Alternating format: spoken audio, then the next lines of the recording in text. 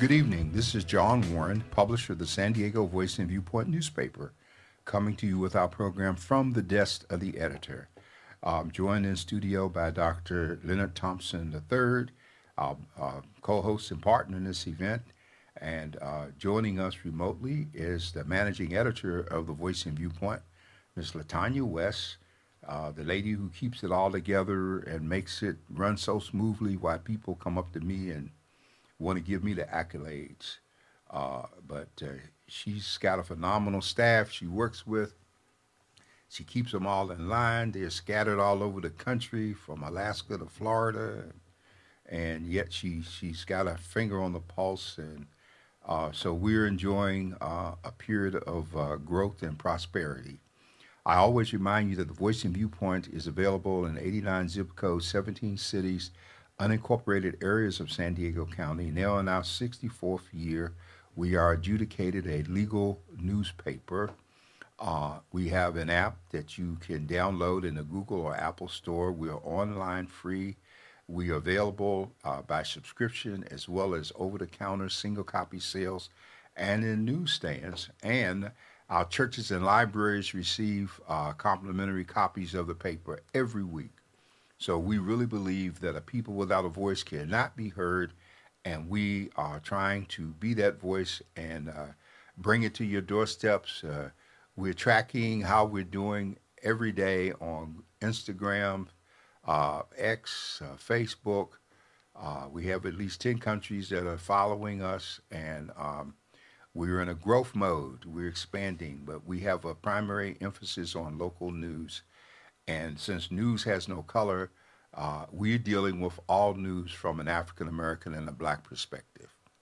Dr. Thompson. Well, good evening, everyone. Just so happy to be with you here. We call this the day after the election, Super Tuesday, that just took place.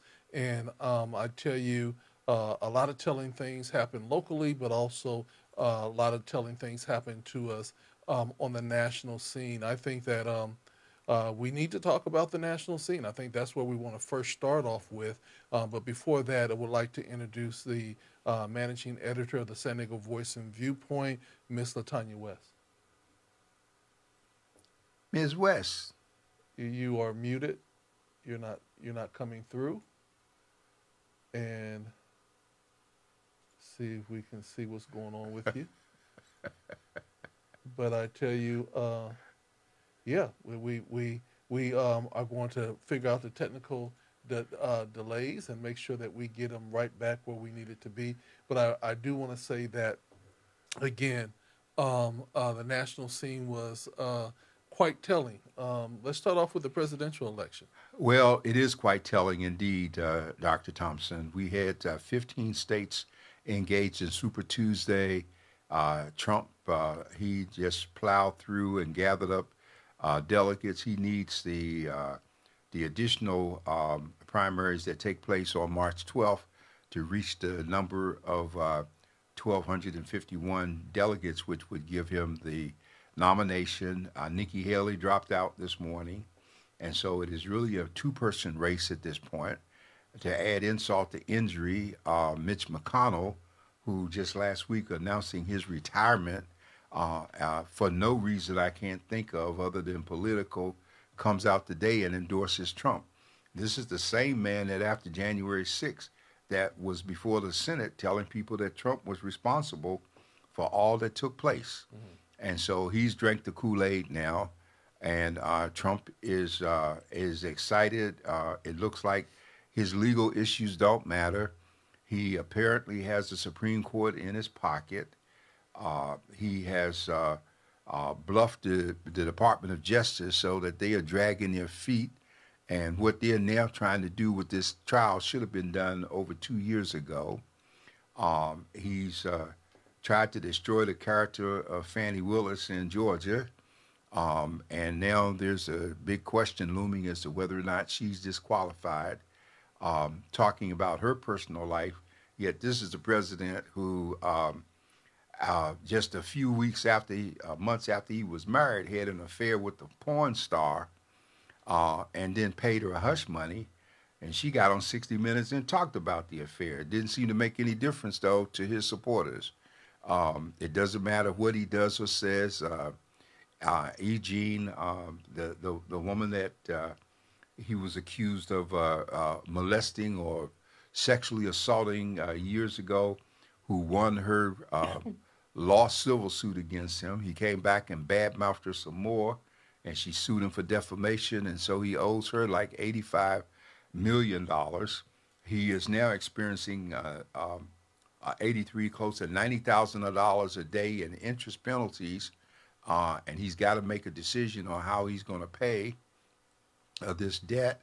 He's asking for some delays and relief, and having trouble getting a bond, and the cases in New York are primed to go to trial.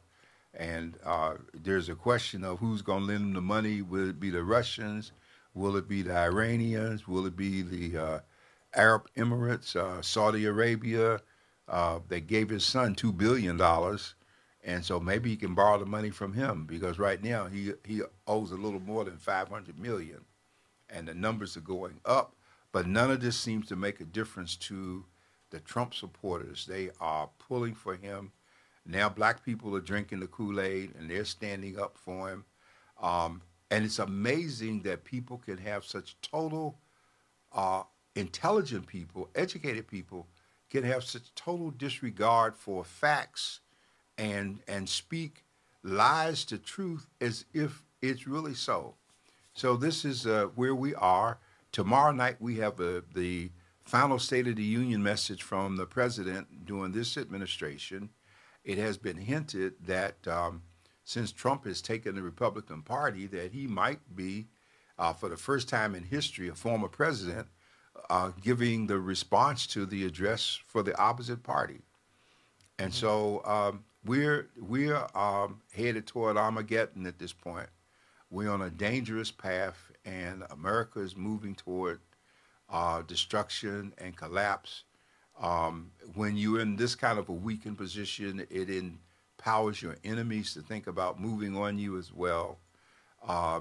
We're not doing what we should about Gaza. We should be withdrawing money from Netanyahu because of how he's engaged in genocide over there, and we won't do it. So he's losing support in the party, and it's a question now.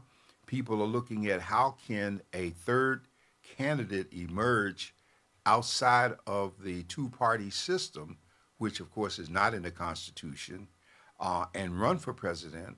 And even if a person gets the popular vote, the American people are now for the first time understanding the role of the Electoral College, which is really the group that makes the final decision about what's going to happen. Well, so there's a lot at play. Yeah, and one of the things I think that we have to take in consideration is what is our plan of action and our point of action right now. Now, one of the things that we have to say is that the Democratic Party has to wake up. You know, let's just be real. The Democratic Party has to wake up. They can't just sit by and think and take for granted that blacks and Latinos are all going to just vote Democratic because that's what it's been for history. We're going to have to step up, or we're not going to only lose the presidency, but we're also going to lose our position in the Senate, because for Steve Garvey, Mr. Plastic Man himself, to do so well in the polls in California, and we are a heavily Democratic a blue state, that lets us know that the Democrats are not galvanizing their base and making some sense. And Biden, you know, again, he's had his time. Biden has not been a super friend to everybody. Biden has not made strong moves that we want to see him make.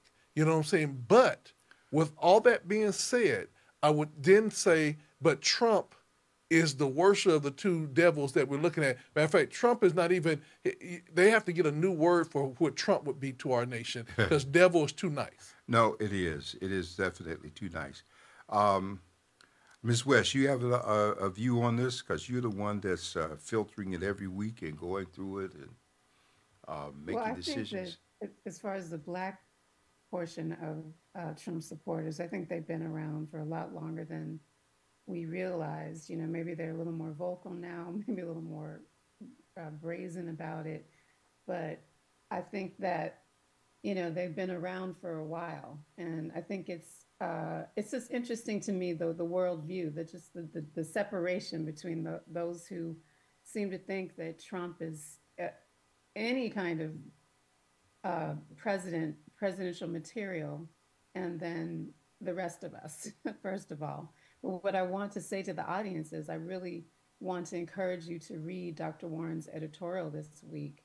I think it's entitled, "We Are Responsible for Those We Elect," right, Dr. Warren? Yes. And I think that is a really good primer for where we're headed and what needs to happen and what we need to be considering as we go forth up until November.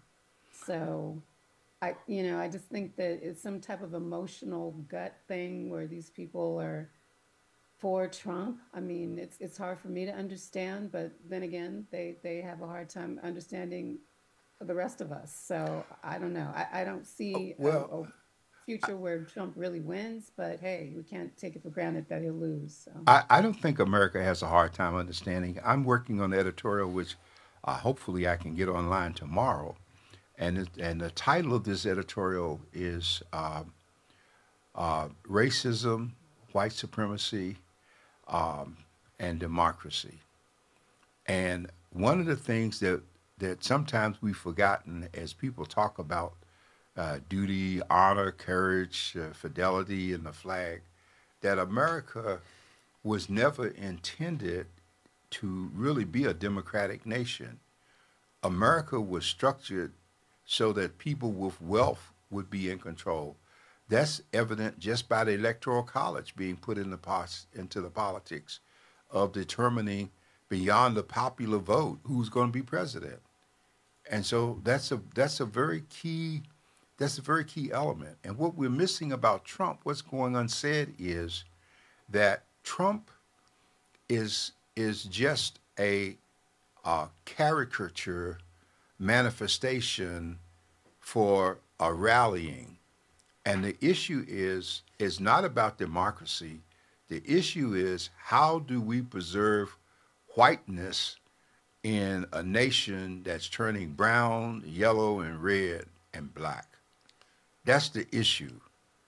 Well, one of the things, Dr. Warren, that I think that we have to look at and just be very, very vocal about is that Trump cannot win without the black and brown vote. So it wouldn't be the white people that are the right putting him in office. The only way he gets in office is if he carries black and brown people. If he does not carry a significant amount of black and brown people, he can't get elected. Oh, I beg to differ with you, Dr. Thompson, and this is going to really sound strange, you see, because the people who are the Trump supporters are a minority element in terms of the population. Jamie Raskin, the constitutional lawyer and member of the January 6th committee and representative from Maryland, was making a point about how the rest of the country at each election has voted down Trump. The problem is that the minority that rallies with Trump, they stick together and vote. That's the key. The Democrats are so scattered. The Democrats had allowed themselves to be labeled a left party, a leftist entity, when everybody in the Democratic Party is not leftist. Everybody is not gay. Everybody is not liberal. There are conservative elements out there. But we have decided that it's not important or we can't do anything about it. And I want to make this observation to what you said earlier. The Democrats will not change between now and November. I have watched them for 60 years do the same thing. They get in power, they do the same old playbook, they resurrect the same old dead people, they take the black vote for granted, they cater to the LGBTQ and to labor, and they don't make an effort to move to the right in terms of pulling some of those elements in. And we used to have an expression on the bulletin board when I was at Howard in political science. And this quote used to say that it was a definition of a liberal and a conservative. And it said that a liberal is one whose interest is not at stake, And a person becomes conservative when they discover they have something to conserve. Okay? And so we have allowed ourselves to be painted as if we have nothing to conserve, even though we are losing, the Voting Rights Act's been gutted, all kinds of things are taking place. And let's come back home right here to San Diego County. I mean, let's come to the fourth district, the fourth city council district with 83,000 voters and less than 12,000 people bothering to vote yesterday. Okay, but these are the same people that are complaining about the gutters being backed up and their homes being flooded and the city's not doing this for me and that, and they have an entitlement mentality without any sense of accountability. And it's such a shame because it's so easy to vote. I mean, I mentioned yesterday on the Black Men and Women call, Black Men and Women United, excuse me, call, that, you know, I had to do a provisional ballot because I moved and, you know, I changed dress and all of that. And it was so easy for me to just go, first of all, to our paper, to the voting guide that we put in the paper the last 3 weeks, but also to the sdvote.com just to find my voting center, because I realized I had to go to a voting center, not just a location, voting location. And there was one right around the corner. It was so easy. So it's such a shame to hear the turnout was so low, and I couldn't not vote. I could not do it. It would have been so easy for me to say, well, I can't find my ballot. I just moved, whatever. I don't even know. How long is this going to take? But I couldn't not do it. And it's just a shame to hear the turnout was so low. Well, it's as you're right, because as important as the city council is, Henry Foster won by less than 5,000. He had less than 5,000 total votes. And where did he go? Who did he talk to? It's just He like, hasn't done anything, and we see this going. Henry Foster and Steve Garvey are two indicators of what's wrong with the state of California. Barbara Lee, 50 years, 60 years of being in the trenches and working, and they treated her like she wasn't even on the ballot. At one point, they would call Katie Porter a congresswoman running for the Senate, and just call Barbara Lee a representative. Well, why are you going to make the distinction? They both were you know Congress. what? I didn't even see her on the ballot for the full term, I which was don't know interesting to why me. it done, because that ballot was handled by Shirley Weber as Secretary of State, I went back and the name was three supposed to times appear to see if twice. I just Just missed her name. well, we put it in there twice. She's running to finish the term, and then she's running for a new term. And Well, so, I don't know. well, you know, one of the things I think about is that Dr. Warren, you being a political scientist and being in the game, Latanya, you're writing the stories and you're putting it out. The question I think that we're going to have to start wrestling with as we get more into what will it say? Uh, uh, you're in the legend status, Dr. Warren. I guess we're in elder status at this point where we're the elders. But when you begin to look at the different things, we got to ask ourselves a question: do we idly stand by and allow this next generation to totally divulge themselves of voting and civic engagement or things of that nature, or do we then do another push, to galvanize this base that has not voted? Because, and I'll say for Dr. Warren, for myself, for us, we also have to take the responsibility. Somewhere down the road, we stop pushing and making civic engagement important. And Dr. Warren might say, not in my generation, that was y'all's generation, because we were trying to make it easier. But I think that now, because of the crucial of the time and the situation of the time, people think social media beefs and being able to speak your mind on social media is the answer, but it doesn't change who's your representative. We gotta figure a way to re-engage the people that are disengaged.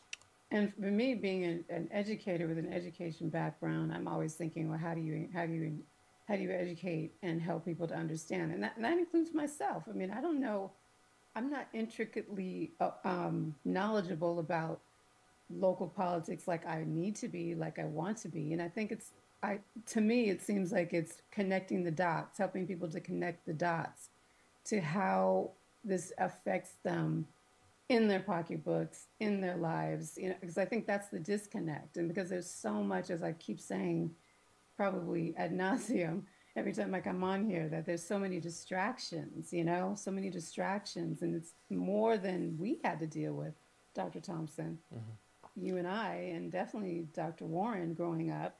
So somehow we have to capture this generation or these generations behind us and connect the dots in a way that they can receive it.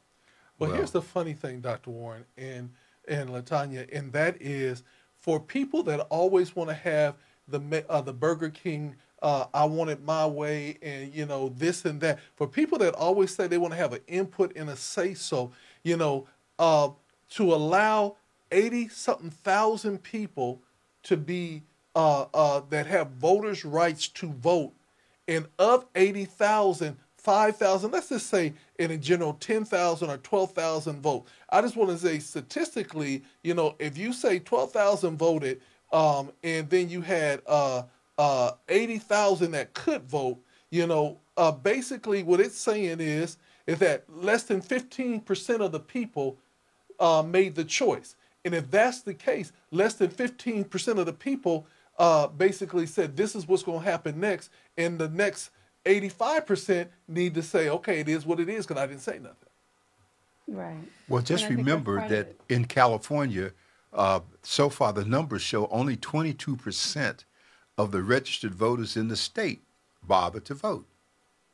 Only And that's what 22%. they're counting on. That's what the people who don't want people to have what they need, they're counting on that.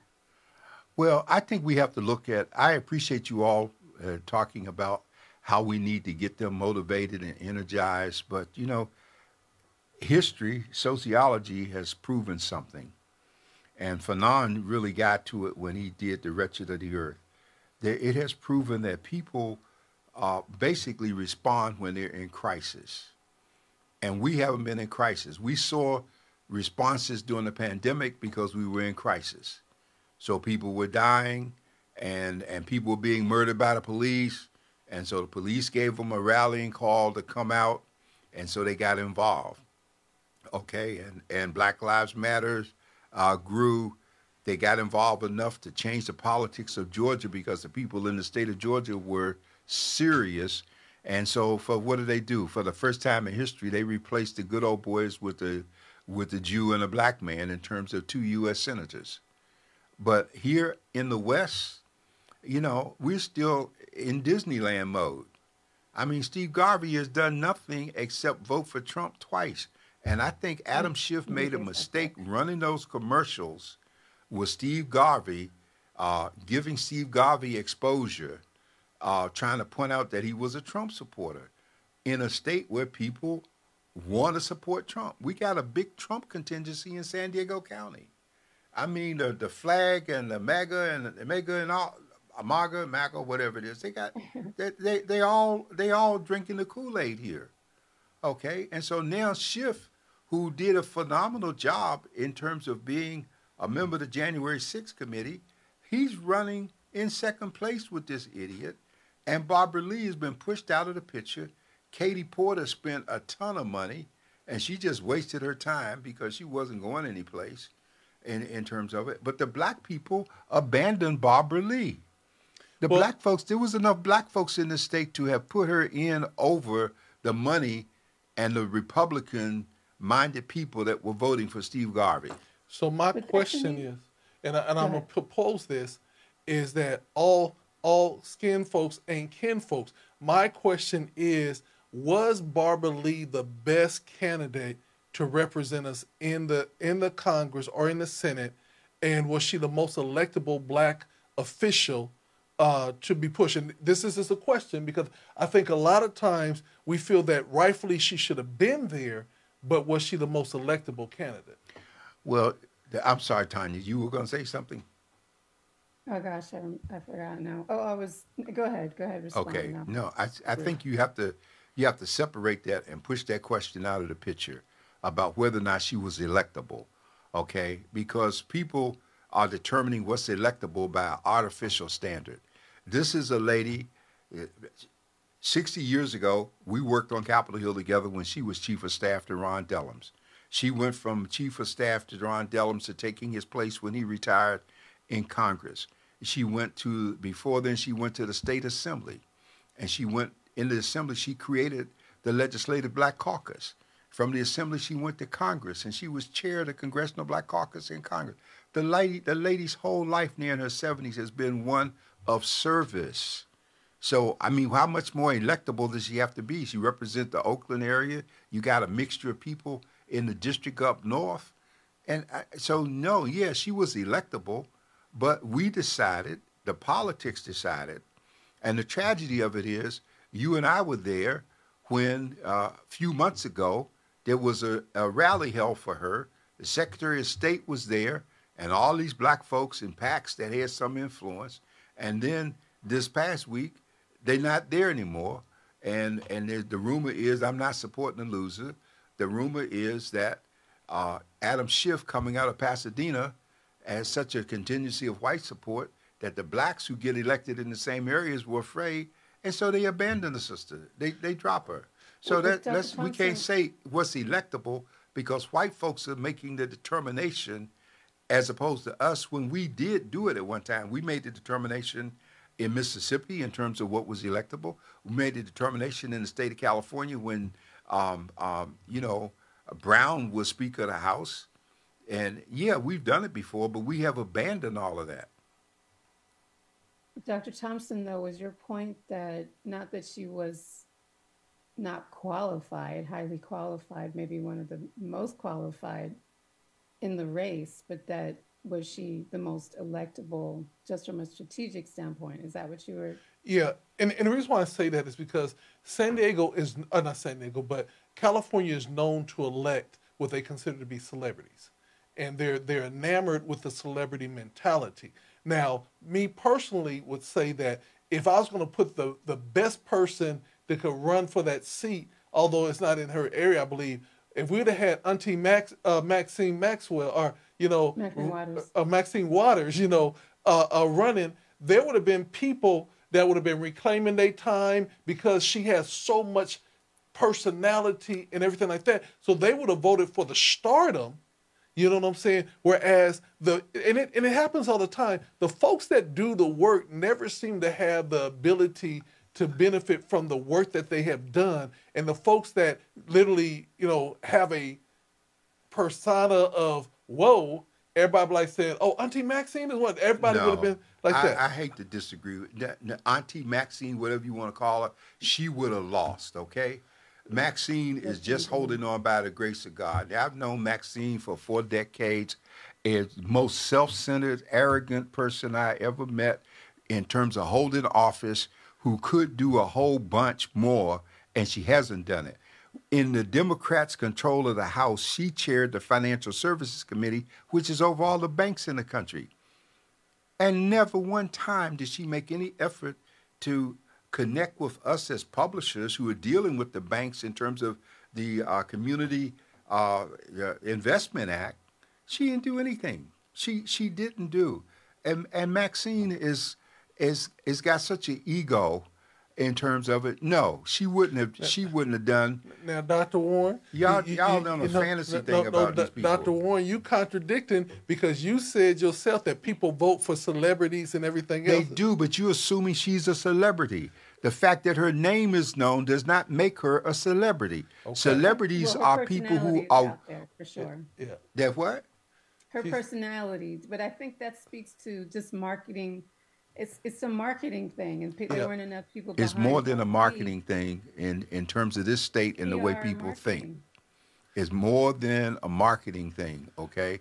And y'all can waste your time talking about what Maxine would have done, but she wouldn't. No, we just say. Let me finish. Can I finish my point? I'm not speaking in terms of what should have been, but the reality of what we were faced with. And to me, it's just indicative of where we are as a community of Black people in the state of California, and also in the nation, because as we all know, our culture, our values, things have just gone downhill, and the whole celebrity. The fact that we've got Trump, who was a president of our country and is now primed to become the next GOP, whatever candidate. What does that say? and it trickles down to even what happened here in not even just the state, We can't, locally you here in know San what? Diego. We cannot afford the luxury of too much discussion about Trump. We need the Right. luxury of people coming together. We have not only a black community in this state, we have an African community, we have a Latino community, we have an Asian community. The Asian community has finally awakened and is voting and becoming politically active. The Latino community has always been, because their attitude is this was our land in the first place. Y'all took it from us, so we're gonna take it back. Okay, and I mean everybody ain't gonna come out, but that's the goal. So all of this stuff about the border, people want to get their relatives over here. If we were over in their position, we want our relatives too. The reality is everybody can't come. Yeah. The triage is in effect. The boat only holds so many people, Yeah. and if we put too many folks in the boat, everybody gonna sink. Yeah. And that's about where we are right now in terms of this. So because of our low voter turnout yesterday, statewide, people making money decisions for campaigns going toward the general election, they're going to bypass the black vote. And I don't blame them. I would bypass them too, because they're not going to vote. Yeah. And so that's real. And you know, in my life when I was a candidate, I ran for office 3 times in this state, twice for the assembly and once for the Senate. And my greatest opposition came from the black churches, because I wouldn't drink the Kool-Aid with some of the pastors. You know, it's the crab mentality. Yeah. But we And can't give it's up. yeah. Go ahead. It's just it's politics makes very, very strange bedfellows, but at the end of the day, it is the system that we have here, and I think that, you know, in the sense of not being just pessimistic and say it's going to be where it's going to be, there still has to be an element of us that are going to continue to push out the push to say we have to figure out a way to re-engage our people. Because here's the thing, we did re-engage when it became Black Lives Matter, but we only re-engaged for a snapshot. There were more white people that stayed engaged. So the reality comes in is that we now, the brilliance of our communities, we have to now say to ourselves, we are losing day by day. How do we re-engage? And we can't say that it just can't happen, because it happened with us. It can happen again. We just got to figure it out. Tanya, I see you want to say, so go ahead and say. Please. I'm just saying that you know, we can't give up. I'm pretty much just agreeing Well, with I'm you. not saying give up. If y'all taking my I'm not. comments, No, I'm not saying. yeah. I'm not saying that. No, No, I'm just not saying give up, but I'm that we saying can't be give up. very realistic, because, yeah, if I gave up, I wouldn't keep writing. I wouldn't keep trying to course. get people to see. But what you're Yeah. missing in terms of the difference between 40 years ago and today is when we were going through the civil rights struggle, we were segregated. We all knew that the N word was our middle name, no matter what the rest of America said, doctor, Mrs., nurse, whatever, we were still the N word, and we still couldn't go every place and do everything. Once the doors opened and we got a chance to assimilate, we wanted to be like the very element that was a problem, because that was our psychological way of saying we have arrived. But we lost something in the process. We lost God. God was important, and God is always important to people in distress. And if you don't believe that, you just look at the Latino community in San Diego. Wherever you have a Catholic church and there's a mass or novena going on, there's going to be people lining up to get in there. You can't hardly get black folks to go to church. They all got all kinds of excuses But and reasons. that's nationwide, even not just among Say Black what? people too. I Say think that's the nationwide. church attendance Well, has whether it's been nationwide or across. not, the point is that we are not doing what we need to do. We have become further fractionalized and distracted. The church is no longer the center that it was. We're not a praying people, and we got folks that don't think prayer is important, and we have a history that says that it is. Dr. Thompson, you know that it is. We all know it is. And just last week, those people walking across the Pettis Bridge down south there, they knew it was prayer that saved them the first time they got ready to march. And King prayed and said, no, we're not going to do it today. We're going to do it at another time. But now we have arrived, and we are following the history of the human race. 21 civilizations have fallen from within, and we're on a collision course to self-destruct. And I'm not And what, saying that it's hopeless, but I think you need to acknowledge the problem, because only when we acknowledge it can we start getting people to make a decision. I agree. Tanya, I'm going to let you go and then I'm going to go after you. yeah, I was just gonna say, I wholeheartedly agree, Dr. Warren, and that's what you're doing every week, every day, not even just every week, every single day. You live and breathe that for sure. And I think again, I just come back to the connecting the dots for people, at least in terms of what I feel I can do myself as an individual, connect the dots for myself, and also to help to, because I think it's just out here somewhere. You know, it's not. It's it's hard for people. Maybe I could just speak for myself. It's sometimes it's challenging to know what the consequences are of not doing an action or not understanding how all the things work in your own life on the ground.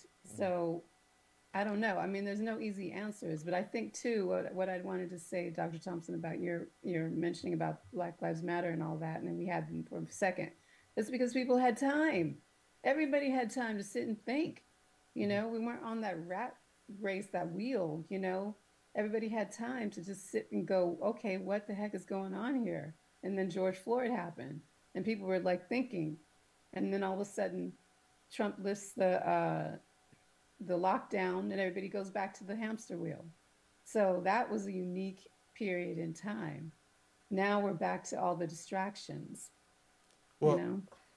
and I agree with you. It's a very unique period in time, and I really believe that that was God's time to get everybody to reset, giving everybody enough time to reset, knowing that the next dispensation of what's going to take place is going to shake us to the very rafters. And I like to say this, I'm gonna put this on. I'm gonna sound real deep right now.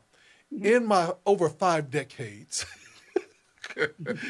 of being here on this great planet Earth, the one thing that I think that we have lost is that we have lost our sense of toughness and our ability to press through when we are not treated the way that we think that we want to. The reason why we are suffering as a people is we get our feelings hurt, we hold grudges, and then we never let those grudges go. Instead of saying, now, I will say in over my 5 decades of being here on the earth, I've been cussed out by some of the best people in leadership and pastorships and everything else. And after they got it out their system, I go back and say, okay, how are we going to fix this? How are we going to work?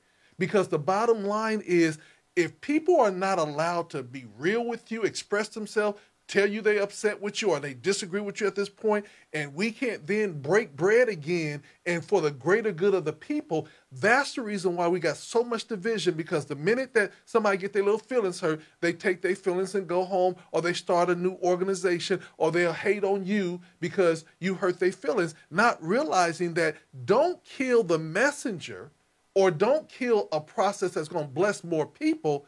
Work through your energies, even if you have to look at the person and say, I disagree and don't like the way you talk to me. This is the way we're going to do it from moving forward. But we have always now, before, don't get fooled. Back in the day, the Big Five in San Diego ran the show here. The Big Five pastors, and if you went against the Big Five, they would come at you. You know what I'm saying? And they would take, Church of God in Christ, take care of Church of God. They would all work together. But as they died off, there was no fear. We see the same thing with gangs. The Mexican gangs still have their hierarchy. Black gangs, every gang is rogue. You know what I'm saying? So there's no big OGs calling the shots and telling the little homies what to do. Everybody's calling their own shots, so that makes them ineffective overall. So we have to stop. Yeah, I'm just saying we have to stop fractionalizing ourselves and breaking off into smaller and smaller groups, because it weakens us instead of us getting through our feelings and get back and working together. Well, amen. Oh, I'm just listening to y'all. I mean, when you talk about the Big Five, I went up against the pastors. They came at me when I came here because I wouldn't kiss the ring and drink the Kool-Aid and the whole bit, and I didn't. Yeah, I didn't. But you still didn't take your toys and go home. You still every week produced the newspaper. You continued to do the work, and some came around, some didn't. But the same thing is that it's different when you go up against somebody and disagree, but still stay active, versus just fractionalizing off and not speaking to people. And to me, it seems that it's just there's so many influences that have created this environment of fractionalism. I mean, we didn't have that then. And there was a commitment to the larger picture and overall, and there was Hmm. some examples of that. What have we got now? Well, You we know, got the Willie Lynch what have we syndrome got here, now? So, I mean, Oh, because, wait a minute, Dr. Warren. You can't just throw Willie Lynch out and not give a little breakdown on it. Come on well, now. okay, this letter was written about how you control black folks, okay? And all the things you can do to control them and which ones to get and how you stroke them and whatever. And it was written to the white folks who had blacks on the plantation and how to create division and problems and all this within them. And a lot of people, read this letter, and it was highly circulated at one point. So part of the elements in San Diego exist. A lot of the people outside of the church that were considered influential elements in the community, many of them were about themselves, and they held positions. They were elected people. And I'm gonna be respectful since they dead. I ain't gonna call out their names, but when you look at San Diego's history, it was a control scenario. And it didn't really start breaking up a little bit the control until we finally got district elections, which allowed us to not only vote for somebody in a district, but to let that vote stand. Because before then, if a District 4 had an election and it's determined who they wanted, it went to the whole city in the November election, Yeah. so that the white folks in Rancho Santa Fe and La Jolla could always override it. Yep. So fortunately, we got rid of that, and that increased ethnic participation from Chula Vista to El Cajon to Santee, all over. So yeah, progress is being made, but it's my contention that we don't spend enough time looking at the issues from the standpoint of how do we contribute to helping each other and not just getting our own interests. I make this Wait a observation: minute, say that again. how do we contribute to helping each other and not just our own interests? And so what I do is offer you the definition between a politician and a statesman. A politician always makes decisions geared toward expediency. A statesman makes decisions based or geared toward posterity. We have a lot of people that are just concerned about their interests. All right, and if it's not going to work for them, then they're not going to do it. We have a lot of people that are in key positions that could have helped other black people here. And I watch the Filipinos, they help each other, the Latinos help each other. Blacks are the one group at this point, the Asians help each other. Blacks are the ones that don't work together to help each other at this point. And we decided that we done arrived individually. We got some millionaires scattered among us who want people to genuflect in their presence just for them to have a relationship with them. So really, the real talk is, Miss West, is that we have to start breaking down the cliques and bring together the population to work together. I think about California Black Media. They're bringing black publishers together, but not only black publishers, they're listening. And it's like Dr. Warren said, what about the radio? And everybody is starting to see that we're stronger together. We have to then be a part of that movement, even in our city, because after everything is said and done, it's still our city. And we all still got to work together. And if I'm embarrassed as a person that lives in the city that we only pulled out that limited amount of voters. That's embarrassing. So I'm asking myself, okay, Dr. LT, what do you need to do to make this better? Because you have a role in this. Well, I y'all can feel talk like about my what. role was to make sure those voting guides. and Say what? voting- She's talking about the I voting feel rights. like my role, the last elections that we've had, to make sure that we had up-to-date information on how people could vote. I You know? agree. Yes, and we've made it available to them. But like they say, you can lead the horse to water, but you can't make it drink. But- You but- But I ta- also but- think it's important to amplify the people who are doing things. That's important. Well, just we as do much need as to we- amplify the people who are doing Yeah. things, and there are a lot of good people doing things. I don't want to totally kill them off because they are doing things, okay, and that's important. But at the same time, we have an element, and we've seen it during this process. We have an element that will not come together and help join you, even when you beg them to join, to help for the good of the whole. And I was just about to say, and as we point out and call people out, not necessarily calling names, but Well, just I'll making call it their clear names what the. and Well, I'll no, call them out. Well, but I'm just saying, yeah. just to juxtapose what's happening with also amplifying the people and the young people who really are doing the work. That's And, all I'm saying. and this is my philosophy. I feel like if you build it, they will come, and it might take them a long time to make the move. But as long as you keep building and doing it with the right spirit, because it's like the voter guide now is expected in the newspaper. If we don't get a voter guide from the Voice and Viewpoint, people got an attitude. They're like, wait a minute, where's the voter guide? And then you have to say, okay, it was in this one, it was in this one, and this one. Which one did you miss? And then as we're doing the hate, we're doing the information around hate. You guys are doing Stop the hate. The We have a stop the Stop the hate. Hate campaign. You guys did a forum where you're doing biscuits, grits, and politics.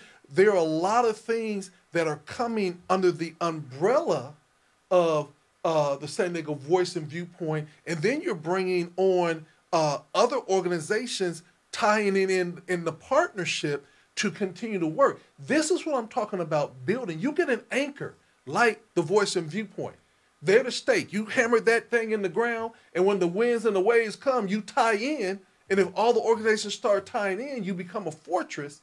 And then what people going to do? People are going to then grab hold to what's strong.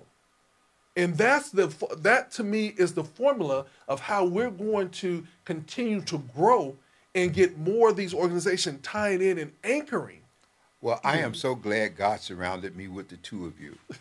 Okay, and I'm just elated because some days in terms of where I sit and being in this thing, sometimes you just get a little bit tired of all of the stuff that you keep trying to bring people together. Because I have spent time across this state trying to bring publishers together, trying to bring businesses together, trying to bring black folks together. And I've spent time going back to some people because I remember what Garvey went through.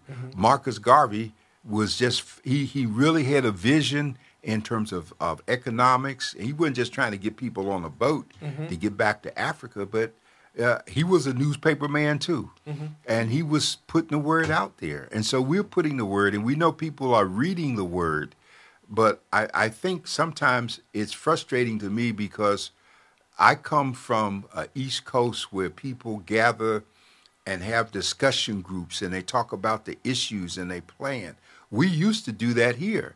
20 years ago, we had circles of friends. We had time following the Million Man March where we had the local organizing committees. I let people meet at Voice and Viewpoint, and we brought people in. But even with Black Men and Women United going into like 17, 18 years of existence, what I have found consistently is that people come for a moment in terms of when there's an issue, and then they fall away. Now, we have been very fortunate this cycle with Black Men and Women United because we have people, I think in Zoom has played a major role, that are consistent every week that come, and we have a discussion and we talk about things, and that's a very good sign. And I don't dwell on this element that has set up meetings opposite our meeting that refuse to do anything with us or come near us. But my problem with them is that they give non-black folks in positions of leadership the impression that they represent the rest of us. And they don't represent us. That's a Well, problem. let's just be honest. For decades, everybody feels that there has to be, black people need one person to be their leader. You know what I'm saying? And don't believe that there could be multiple leaders with multiple impacts in communities. They believe that we have to ordain one leader to speak for all of us. And that's just impossible in this time and in this season. But leadership does not make reputation of itself. leadership does what's the greater good for the whole entire body. And that means sometimes leadership has to humble themselves to say, you know what, I made a mistake on that. I apologize. Leadership has to say, well, you know, we was on opposite sides of that, but let's go break bread because there's some other issues out there we're going to be on the same side about. That's leadership. What's not leadership is when we continue to hold this divisive grudge of, you did this to me 25 years ago. Don't matter that you helped me out 26 years ago. It was that 25th year that messed me up. And so now I'm going to hold this grudge forever, instead of saying, you know what, that was then. We got to come back and reunite. And I'm like saying, because if we say that we family, now I know that we got some family members that we don't deal with in our immediate family, but but many times if they get into the heart of heart and somebody come for them and we know that they're in the right, we're gonna be right there with them. Yeah, Okay. but you got to make sure that those people aren't trifling, Dr. Thompson. Say what? She said trifling. Well, you know, Sabine just made a comment online. She said, God never got tired, so we won't either. And of course, we're not God, okay? And we can get tired. But I think that we have been blessed in terms of what we're doing. All the things you mentioned, Dr. Thompson, yes, we are doing them. The old washing machine used to have that thing in it that turned, was called an agitator. Mm-hmm. And if the agitator didn't turn, it didn't get the clothes clean, okay? So I'm the agitator in the new washing machine. And I'm gonna call out the stuff that I see that's not happening. And fortunately, I don't care whether or not they like it in terms of what I call it out. But I'm gonna speak. I hear the expression, but they don't know what it means. I'm gonna speak truth to power, okay? And when you speak truth to power, power will hear it eventually. Our problem is we got a whole bunch of people that don't even know what truth is, because they think being politically correct is truth. You say what, LaTanya? They can't handle it, or they can't handle it. She done used the movie thing. You can't handle the truth. You know, wife had a song called I Few Want the Good Truth. Men. Now, my question is, because it's hard being a grown up. I mean, you got to be a grown up. You got to be able to step up and wait, not just wake up, but grow up. You know, and a lot of people just, you know. Well, here's the thing that I want to say at the end, because you know he mentioned a washing machine, and I just recently had to purchase a new washer and a dryer. And, you know, they got the front load, they got the top load, they got with the agitator, without the agitator, where you can pull the agitator out on certain things. They got all these different features. They got the see-through so you can look in and see what your clothes is doing. Why, I don't know, but okay. And the question comes in is, if it's without an agitator, the clothes have to get cleaned some way. So they're using a way to agitate the clothes to get them clean. And so in this season, we're going to have to bring some new technology coupled with the old technology. Sometimes we're going to have the real agitator in the middle, and sometimes we're going to have that newfangled agitation that's going to do it. But we're going to have to use both scenarios. And Dr. Warren, I'm going to mess with you, because the thing is that the Voice and Viewpoint used to be only paper. We're going to read it, we're going to hold it. Now the Voice Viewpoint got an app, it's online, it's got media, it got drones, it got all these different things, and that's using a different form of agitation in newfangled technology. Whoa, that was good. Wasn't that good, Sister Tanya? That was good. Well, I'm so glad y'all like each other as y'all talking, but the word agitation is just another word for motion. Yeah. And when motion is maintained, then cleansing can occur. All right, preacher. Okay, That's right. so that's what I just have to update the agitator for you, because I don't want you going to the museum looking for a machine to see that thing there. Okay. Well, that's why I'm encouraging people to read your editorial, Dr. Warren. I mean, Say what? all of them anyway. To read your editorial. After this election. Well, you know, our analytics tell me that the editorial readership is just going through the roof. That people are reading my editorials not only here, but you can find them in Mississippi, New York, Florida. They're all over. I had a man come to me and tell me he was, hey, I just read you in the Sentinel. I said, well, why didn't you read me in the Voice and Viewpoint? You don't have to go to the Sentinel to read me. You know, you can read here. But the important thing is that we keep talking. And I believe that as long as we're talking, and some people are hearing, digesting, and thinking, and I see that from the comments that we're getting tonight. And so that's good. That's the spiritual food, you know. And even when we get I want to close out by this. You know, tomorrow night, the president gives the State of the Union message. And a lot of people wonder about that. And every time I hear State of the Union, I think about the poem that goes with why they call it State of the Union. And the poem goes, Thou too sail on, O Union strong and great. Humanity and all its fears and all its joys is hanging breathlessly in thy fate. And so we have an opportunity as we continue to write and to talk, to do this program, and to sow seed.